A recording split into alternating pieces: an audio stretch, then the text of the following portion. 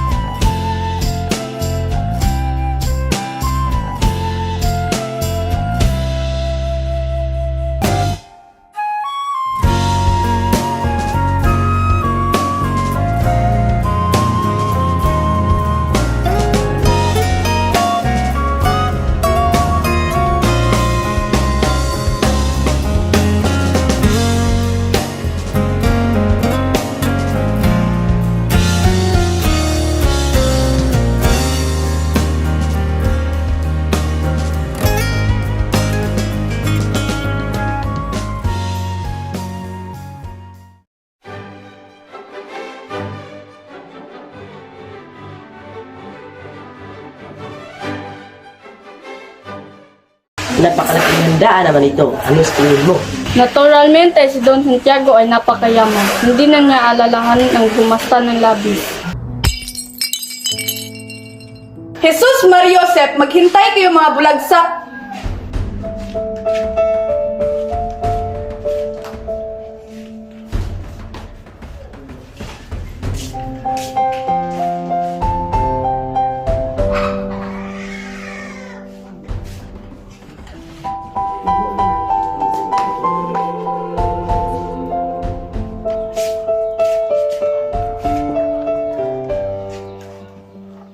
Nagkakayamot ang bandang ito. Halatang iba ang pamamahala dito kumpara sa pamamahala sa Madrid.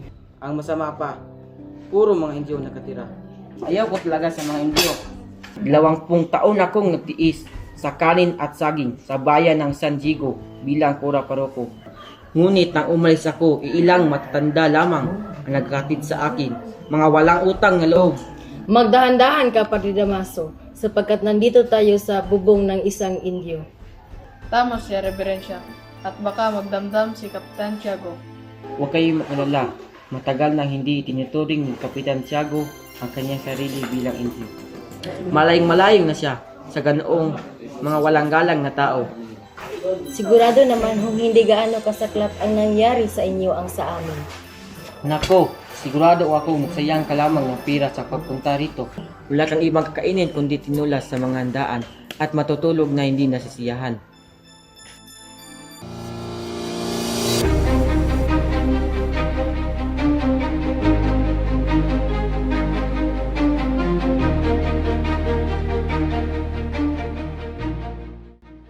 Sino kaya ang bisitang kasama ni Don Tiago?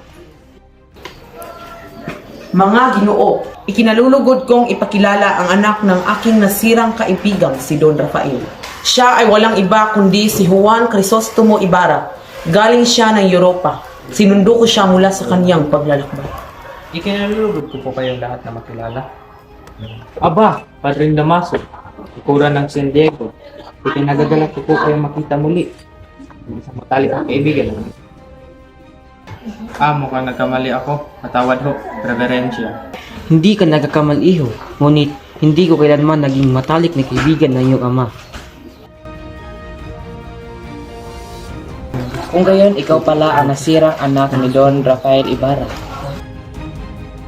Naway ang kasiyahing napagkait sa iyong ama mapa sa iyo. Gracias, Senyor. Isang mabuting tao ang iyong ama. Nakilala ko at nakasama ko siya sa maikling panahon. At masasabi ko na ang iyong ama ay isang kagalang-galang at mabuting umayan ng Pilipinas. Maraming salamat po. Pinawi ng mga papuri niyo sa aking ama ang mga duda ko sa tungkol sa nangyari sa kanya. Gayon ako ay kanyang anak, ay walang kaalam-alam. Ikinagagala ko kayong makilala. Ako si Juan Crisostomo Ibarra. Ikinagagala ka rin namin makilala, Crisostomo Ibarra.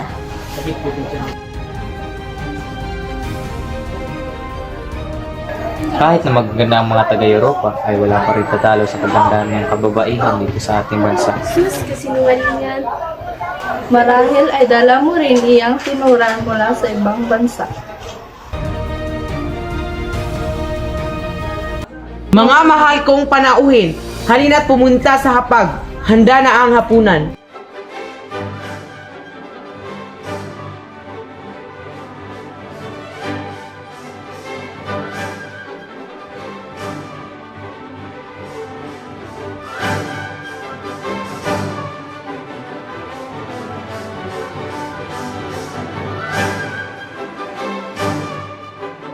Ilang taong kang nawala sa ating bayan, Senyor Ibarra?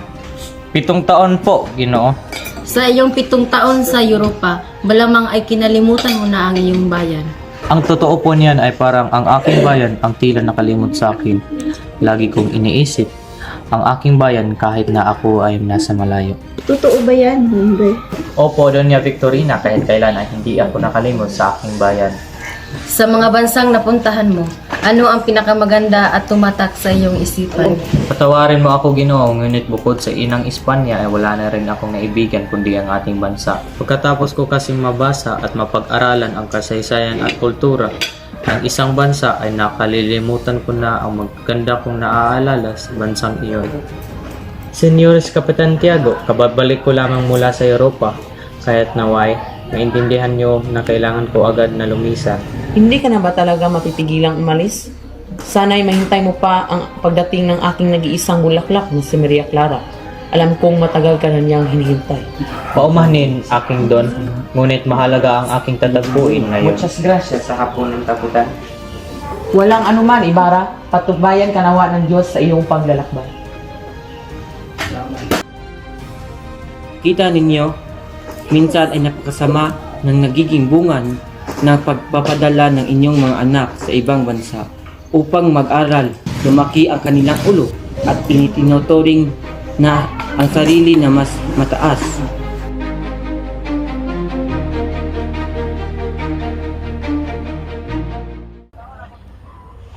Diyos ko, sa gabing ito'y pangarap lamang 7 taon sa Espanya.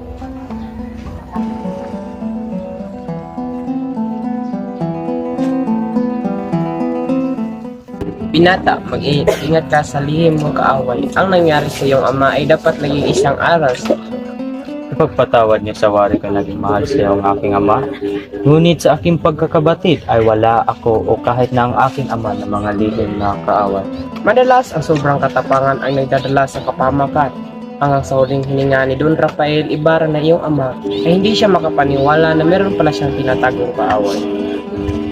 Ngayon ay alam ko na ang dahilan kung bakit si Kapitan Tiago ay nag-aalaman sa akin ang sabi ng totoo tungkol sa nangyari sa aking ama. Ngunit bakit siya nakulong kapitan? Ano ang naging kasalanan niya? Ang kanyang tanging kasalanan ay hindi siya pinakamayamang tao sa San Diego. Ngunit huwag mag-alala, ang bulok sa bilongguan sa bansang ito ay tinuturing ng kapangyarihan. Minsan ay may isang artilyerong nangungulikta ng tributo sa mga mamamayan. Isang araw, isang bata kasama ng kanyang kapatid ang manloko sa kabisa. Ginoo, maaari mo bang pasahin ang laman ng sulat? Bilis ko sa dinaanan ko kung ayaw yung ikulong ko kayo sa kwartet. Talaga ba? Kukulong mo kami? Basahin mo muna ito. Ano ka ba, hindi siya makababasa? Mas matalino pa ang niya kaysa sa ulo niya. Malapastang ang bata! Nakita noon ng ama mo ang nangyari, kaya't sumaklolo ito sa mga bata.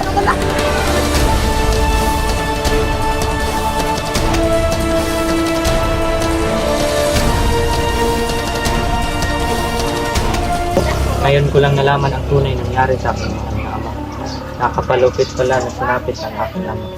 Ipinagpaumanhin niyo po, kailangan ko nang umalis. Ipinapabaya ko na kay Kapitan Tiago ang inyong Muchas gracias, Teniente, sa pagbahagi ng nalalaman mo sa aking mahal na amo.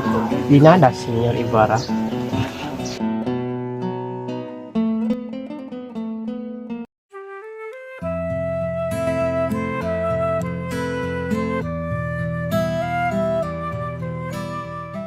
Mahabaging Panginoon, tanghali na.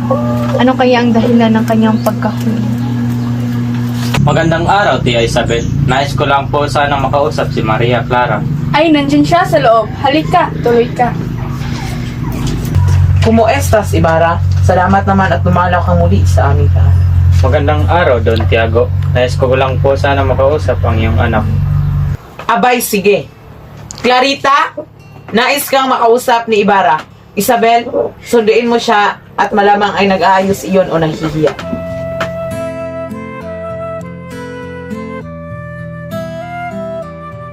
O ayan na pala siya. Maari na kayong mag-usap sa azotea. Kailangan mo ba ng mainom, Ibarra? Gracias, Senyor, ngunit hindi na po kailangan.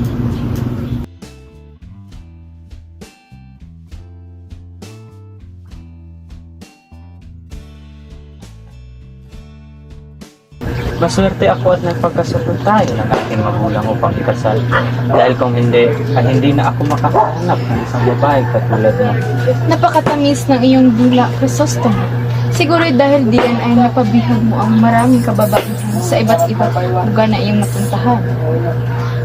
Isa na magandang obra ng Diyos ang aking sinisinta. Bakit pa ba ako hanap ng iba? Sinungaling! Hindi ako makapaniwala. Sinasara mo ang iyong mata pagdating sa ganda ng ibang dilag sa Europa. Ang kagandahan ay nasa panlasan ng tao. Ito ay naroroon sa taong sumusuri ng kagandahan. At mula sa aking puso, sinasabi ko sa iyo, ikaw ang aking minamahal. Patawad aking sinta, ngunit kailangan ko nang lisanin ang iyong piling. Bukas ay Todos los Santos. Naintindihan ko, Ibarra.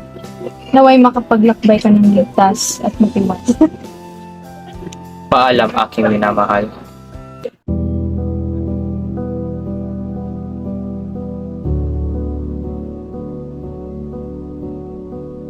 Patnubayan ka nawa ng may kapal. Tignan mo ang nagagawa ng pag-ibig, Isabel. Oo nga, Tiago. Sadyang napakatamis at napakapait ng pag-ibig. At paano mo nalaman iyon? Hindi ka pa naman nakaranas ng umibig. Hay nako, Tiago. Ako'y tigil-tigilan mo nga. Hindi ako manhid sa dating mandiligaw. Magandang umaga po, Reverensya. Magandang umaga rin, Isabel, Maria Clara. Mukhang may pupuntahan kayo Saan kayo patungo? Pupunta po kami ng Beaterio. Kukunin ko lamang po ang aking mga gamit na naiwan doon. Sige, bueno, kakausapin ko lamang ang iyong ama. Naway ligtas kayong makapaglakbay. Muchas gracias, Padre. Santiago! Santiago! Padre, ano po ang sadya ninyo? May gusto akong sabihin sa iyong importante. Doon tayo sa lugar na hindi tayo maririnig.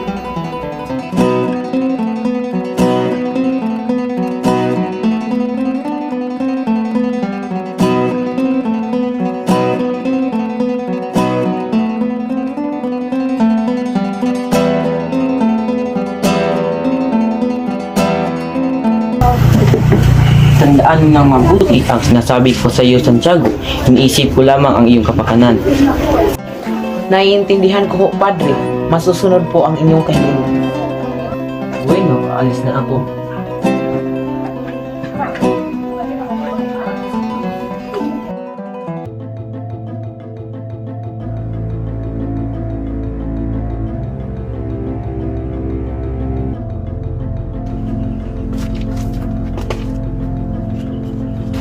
Alam niyo ho ba kung saan ang punto ng aking ama? Opo, senyorito. Tinamnan ko po ito ng dahong adelpa at nilagyan ng malaking cross upang hindi ko to mailimutan.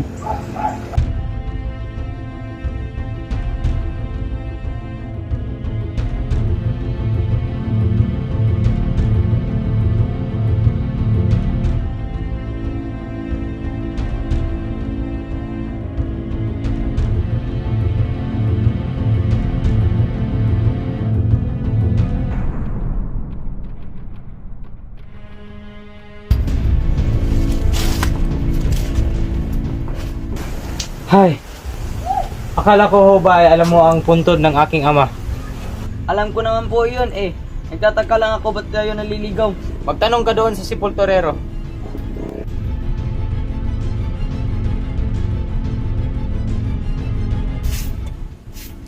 Mawalang galang na po. Alam niyo ba kung saan nakalagay ang malaking cross?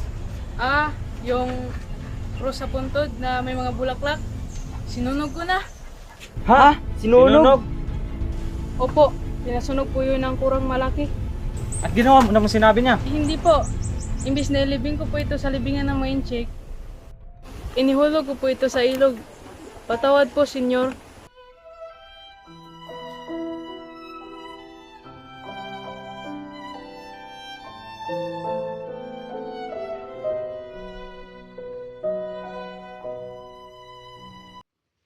Kuya, umuwi na tayo. Natatakot ako. Jack, hindi pa payag sinin na pinapalo ako. Hindi pwede, Crispin. Mamamatay tayo sa gutom.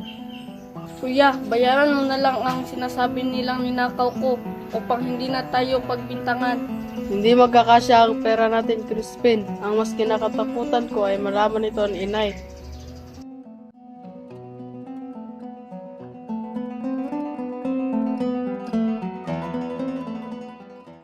Nako, sigurado ako matutuwa ang mga anak ko sa inhanda kong ulam. Nakikita ko, gutom na si Crispin at Basilio mula sa simbahan. Sigurado ako magugustuhan ni Crispin ang tuyong tawilis na pinakapaborito niya habang pinipigaan ng kamatis. At mabuti na lang nakahingi ako kay Pilosong Potasyo ng tapang baboy ramo at kita ng atong bundok. Sigurado ako maglalawin si Basilio nito pag nakita ito. Mabuto mga sisa. Aba, parang sarap na hinahain mo ah. Matik man nga. Pero sa mga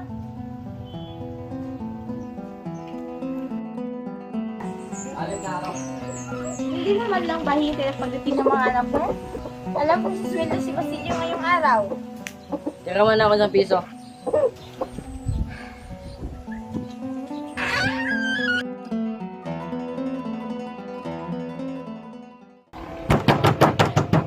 Ilang, buksan yung pinto.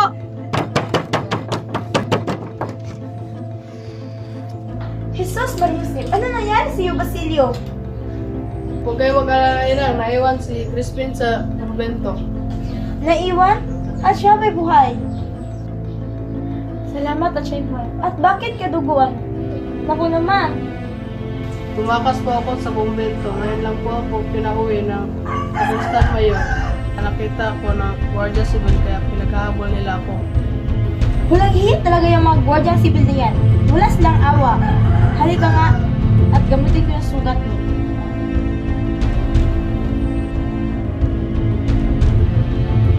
Pasensya ka na anak at tawilis lang ang natira sa iyo. Pinaghandaan ko kayo na masarap na ulap, ngunit kinain lahat ng iyong ama. Pagpasensyahan mo muna siya. Hindi ka ba niya sinaktan? Huwag kang mag-alala. Hindi niya ako ginawa na masama. At bakit nga ba hindi makakauwi si Crispin? Pinarosahan siya ng Sakristan Mayor dahil nagnakaw siya ng 2 unsa na ginto. Hindi naman talaga siya nagnakaw, ngunit hindi siya papauwiin hanggat hindi niya ito nababalik.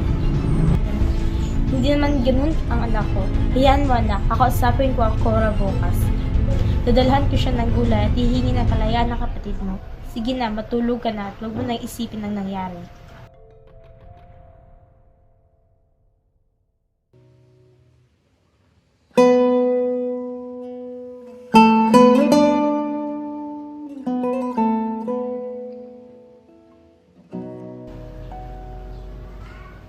Tao po?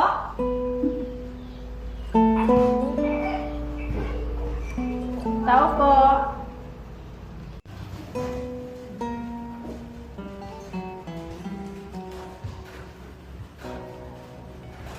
Magandang araw po. Sino kayo? Ako po si Sisa, ang ina ng sakristal sa Crispin. May mga tinapok kong gulay para sa Cora. Oh, sige, ilagay mo lang dyan. Saan ho? Kahit saan dyan.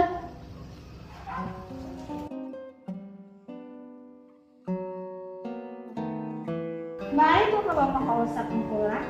Hindi maaari, may sakit ang Cora.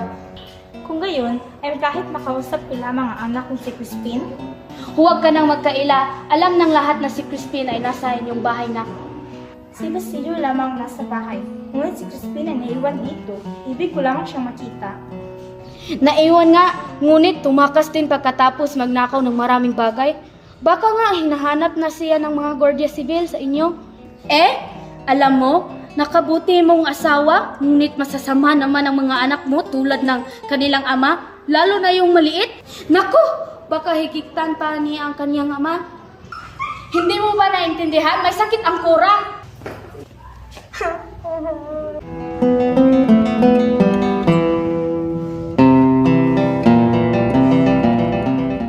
Hala, doon kayo humagulgol sa lansangan.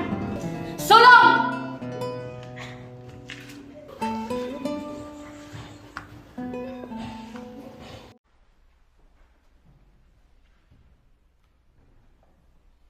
O Diyos ko, huwag mong pababayaan ang aking mga anak.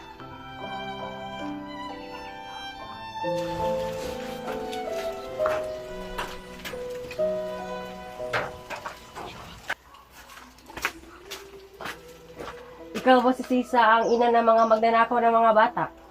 Opo, ako si Sisa, ngunit hindi magnanakaw ang mga anak ko. Huwag kang magmaang-maangan. Alam mo naman na nakatakas ang iyong matandang anak. Nasaan ang mas bata?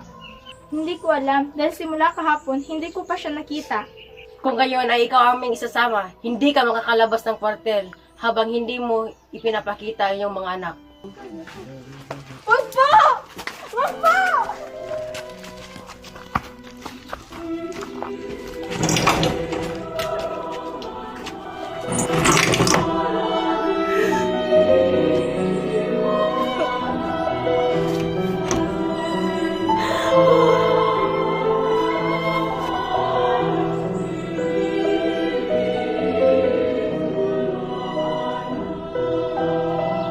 Makakalaya ka na, wala nang ipapakain ang gobyerno sa iyo. Maraming salamat.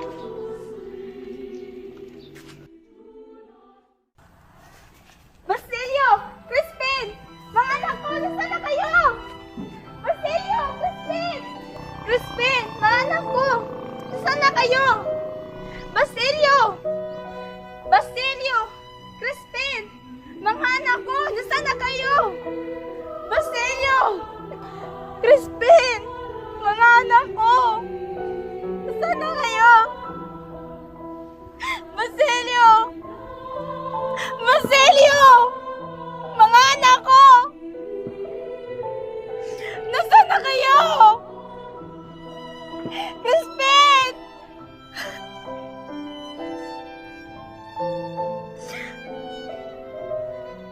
Basilio!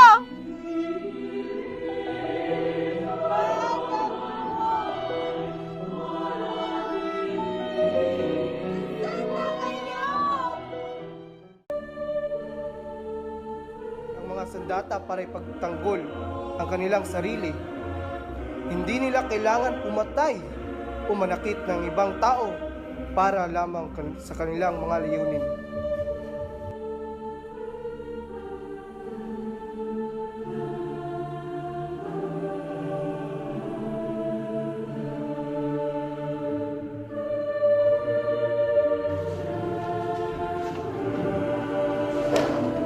Mag-ingat ho kayo sa mga lihim niyong kaaway. Marami nang nagsabi sa akin yan. Iwasan mong lumapit sa bato na ihuhulog dahil maaari kang mamatay.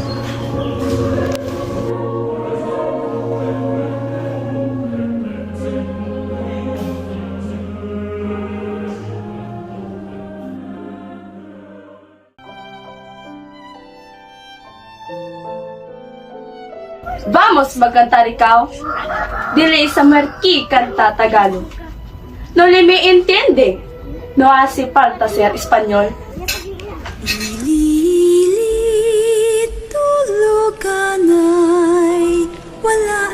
Tigil na! Huwag ka nang kumanta. Huwag kang kumanta. Nakakahappy sa akin ang tulang iyan. Ngayon, gayahin mo ko. Baila. Baila. Baila. Ngayon, ikaw naman ang sumayaw. Baila! Baila! Baila! Sumayaw ka! Baila! Baila! Baila! Ang papangit ng mga bahay, talagang Indio lamang ang kumisa. Bakit ganyan kayo makatingin sa akin? Naiinggit ba kayo? Mahal kong esposa, huwag ka mag-skandalo rito. Huwag kang humarang dyan. Ayaw mo kumilap ng justisyo. Kayo, kaiinggitan ko. At bakit? Ay, kinaiinggitan ko nga pala ang iyong mukha. Gusto mo ng gulo? Pues, pagbibigyan kita, Senyora Grosera.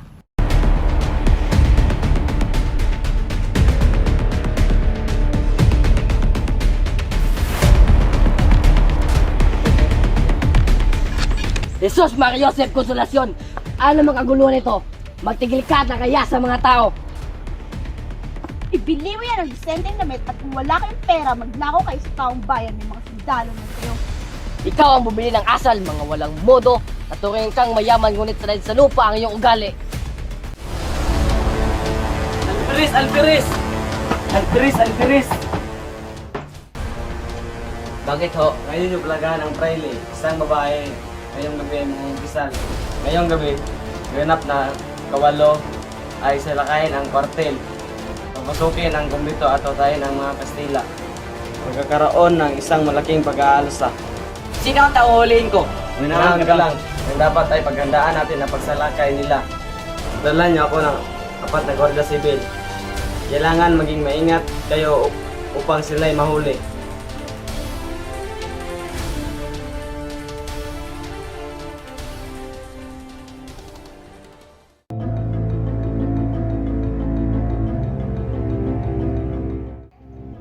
Ito ba pagkakaslan mo? Ito ba? Tulad lamang ito ng kanyang ama na isang ire at pilbostero. Huwag na huwag mong pakikilaman ang aking na mayapang ama. Crisostomo, wag! Tama na!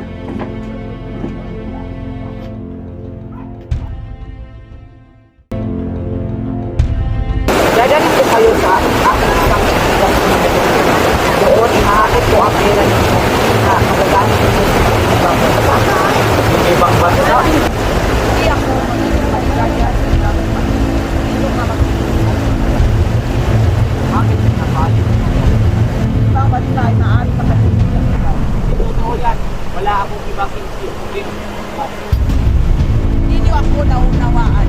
Naniniwala ako hindi ka ang bayan.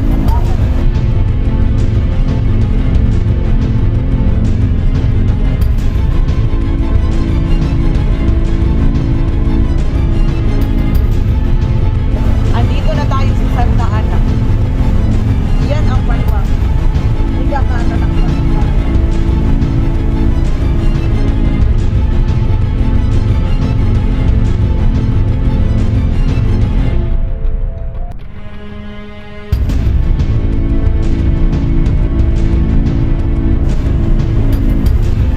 Saan ka galing?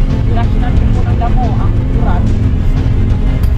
Sige, maaari kang kapag-ibig sapagkat huwag ka lang magsasakay ng naisip sapagkat may isang bilanggo na katakas at mahanap mo. Ngunit paano po siya makikilala? Nakalimita ang pahusay ng salita ng sapagkat huwag ka magpapatuwal. Sige po, salamat.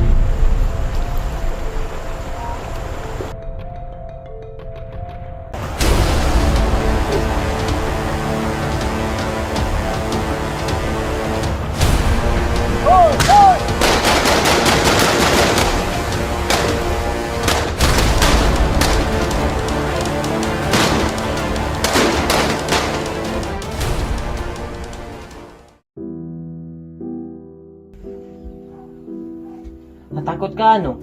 Hindi mo ba inaasahan aking pagdating? Nandito ako para masaksihan ang kasal mo.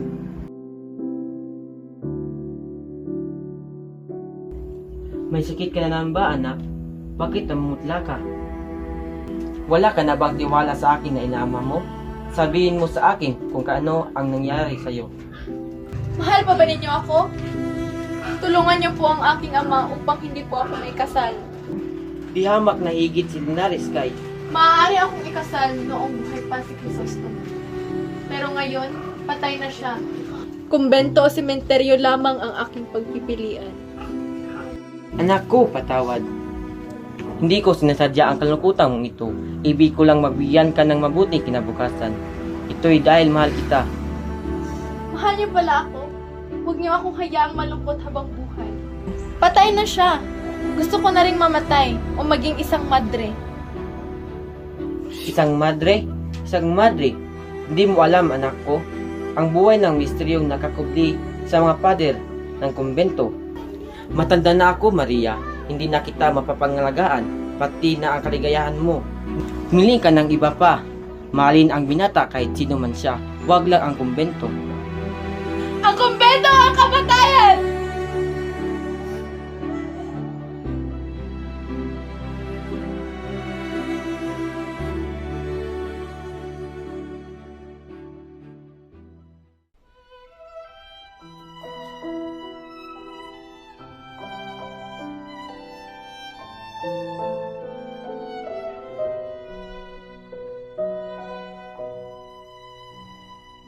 Inay! Inay! Inay! Nasaan na kayo? Inay! Inay! Inay! Ala, Inay!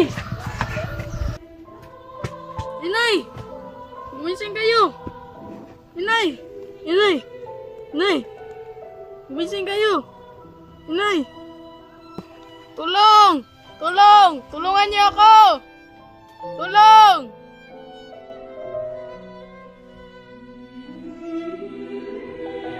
Tulong! Tulong! Sino ang babaeng yan? Siya ang aking ina. Nasugatan ako at may 2 araw na akong hindi kumakain o umiinuman na. Hindi magtatagal ay mamamatay rin ako. Sunugin mo ang aming bangkay ng iyong ina. Kung walang darating na sinuman, hukayin mo ang mga gintong inilibing ko. At gamitin mo iyon sa iyong pag-aaral.